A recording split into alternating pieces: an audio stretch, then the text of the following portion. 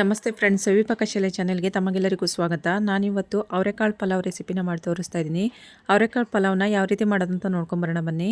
ಮೊದಲು ರುಬ್ಬೋದಕ್ಕೆ ಒಂದು ಮಸಾಲನ ರೆಡಿ ಮಾಡ್ಕೊಳ್ಳೋಣ. ಮಿಕ್ಸಿ ಜಾರಿಗೆ ಒಂದು 5 ಹಸಿಮೆಣ್ಸಿಕಾಯಿನ ಹಾಕ್ಕೊತಾ ಇದ್ದೀನಿ. ಬೆಳ್ಳುಳ್ಳಿನ ಒಂದು 8 ಎಸಳು ಹಾಕ್ಕೊತಾ ಇದ್ದೀನಿ ಬಿಡಿಸ್ಕೊಂಡು.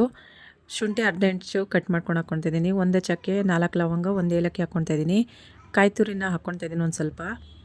1 ಹಿಡಿ ಆಗೋಷ್ಟು ಕೊತ್ತಂಬರಿ ಸೊಪ್ಪನ್ನ ಚೆನ್ನಾಗಿ ತೊಳ್ಕೊಂಡು ಹಾಕ್ಕೊಂಡಿದ್ದೀನಿ. ಪುದೀನ ಸೊಪ್ಪನ್ನು 1 ಹಿಡಿ ಆಗೋಷ್ಟು ಹಾಕ್ಕೊಂಡಿದ್ದೀನಿ. ಇದಕ್ಕೆ ಇವಾಗ ಒಂದು ಸ್ವಲ್ಪ ನೀರು ಸೇರಿಸ್ಕೊಂಡು ನುಣ್ಣಗೆ ರುಬ್ಕೊಳ್ಬೇಕು ಇದನ್ನು. ಈಗ ಕುಕ್ಕರ್ಗೆ ಒಂದು 2ರಿಂದ 3 ಟೇಬಲ್ ಸ್ಪೂನ್ ಆಗುವಷ್ಟು ಎಣ್ಣೆ ಹಾಕ್ಕೊತಾ ಇದ್ದೀನಿ. ಎಣ್ಣೆ ಚೆನ್ನಾಗಿ ಕಾದ್ರ ಮೇಲೆ ಅದಕ್ಕೆ ಗರಂ ಮಸಾಲನೆಲ್ಲ ಹಾಕ್ಕೊತಾ ಇದ್ದೀನಿ.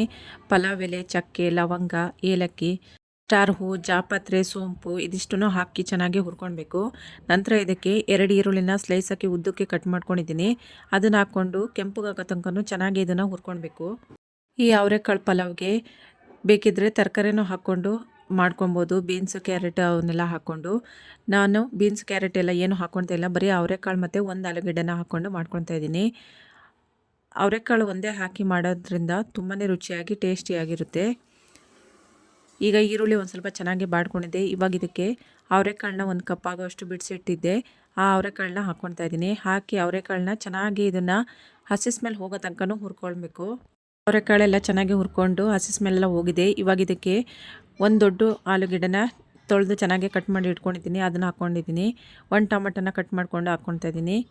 ಆಲೂಗಡ್ಡೆ ಮತ್ತು ಟೊಮೆಟೊ ಹಾಕಿ ಒಂದು 2ರಿಂದ 3 ನಿಮಿಷ ಚೆನ್ನಾಗಿ ಹುರ್ಕೊಂಡಿದ್ದೀನಿ. ಟೊಮೆಟೊ ಎಲ್ಲ ಒಂದು ಸ್ವಲ್ಪ ಮೆತ್ತಗಾಗಿದೆ. ಈಗ ಇದಕ್ಕೆ ನಾವೇನು ಮಸಾಲನ ರುಬ್ಬಿಟ್ಕೊಂಡಿದ್ವಲ್ಲ ಆ ಮಸಾಲನ ಹಾಕ್ಕೊಂಡು ಚೆನ್ನಾಗಿ ಇದನ್ನು ಹುರ್ಕೊಳ್ಬೇಕು. ರುಬ್ಬೋದಕ್ಕೆ ನಾವು ಏನು ಮಸಾಲ ತೊಗೊಂಡಿದ್ದೀವಲ್ಲ ಅದು ಯಾವ ಮಸಾಲನೂ ನಾವು ಹುರ್ಕೊಂಡಿಲ್ಲ. ಎಲ್ಲ ಹಸಿದೇ ಹಾಕಿರೋದ್ರಿಂದ ಎಲ್ಲವನ್ನು ಹಸಿ ವಾಸನೆ ಸ್ಮೆಲ್ ಹೋಗೋ ತನಕ ಚೆನ್ನಾಗಿ ಇದನ್ನು ಹುರ್ಕೊಳ್ಬೇಕು. ಈಗ ಮಸಾಲೆ ಎಲ್ಲ ಚೆನ್ನಾಗಿ ಹುರ್ಕೊಂಡಿದೆ, ಎಣ್ಣೆನೂ ಬಿಟ್ಕೊಂಡಿದೆ. ಇವಾಗ ಇದಕ್ಕೆ ಮಿಕ್ಸಿ ಜಾರ್ ತೊಳೆದ ನೀರನ್ನ ಹಾಕ್ಕೊತಾ ಇದ್ದೀನಿ. ಇದಕ್ಕೆ 3 ಕಪ್ ಆಗೋಷ್ಟು ನೀರನ್ನ ಹಾಕ್ಕೊತಾ ಇದ್ದೀನಿ. ರುಚಿಗೆ ಬೇಕಾದಷ್ಟು ಉಪ್ಪು ಹಾಕ್ಕೊತಾ ಇದ್ದೀನಿ. ನಾನಿಲ್ಲಿ 2 ಕಪ್ ಅಕ್ಕಿ ತೊಗೊಂಡಿದ್ದೀನಿ. ಅದಕ್ಕೆ 3 ಕಪ್ ಆಗೋಷ್ಟು ನೀರನ್ನು ಹಾಕ್ಕೊತಾ ಇದ್ದೀನಿ. 3 ಕಪ್ ನೀರು ಹಾಕಿದರೆ ಪರ್ಫೆಕ್ಟಾಗಿ ಉದುರುದ್ರಾಗಿ ಚೆನ್ನಾಗಿ ಅನ್ನ ಆಗುತ್ತೆ.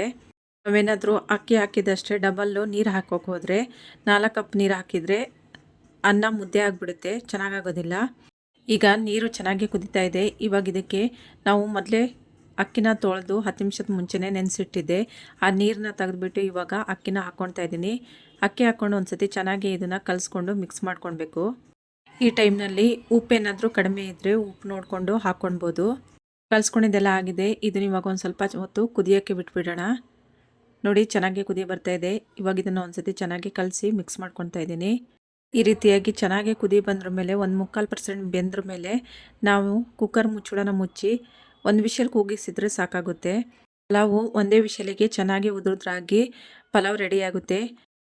ಈಗ ಅವರೆಕಾಳು ಪಲಾವ್ ರೆಡಿಯಾಗಿದೆ. ನೋಡಿದ್ರಲ್ವ ಫ್ರೆಂಡ್ಸ್, ಅವರೆಕಾಳು ಪಲಾವ್ನ ಯಾವ ರೀತಿ ಮಾಡೋದಂತ ತಿಳ್ಕೊಂಡು ಇಷ್ಟ ಆದರೆ ಲೈಕ್ ಮಾಡಿ, ಶೇರ್ ಮಾಡಿ, ಸಬ್ಸ್ಕ್ರೈಬ್ ಮಾಡಿ friends. Thank you for watching.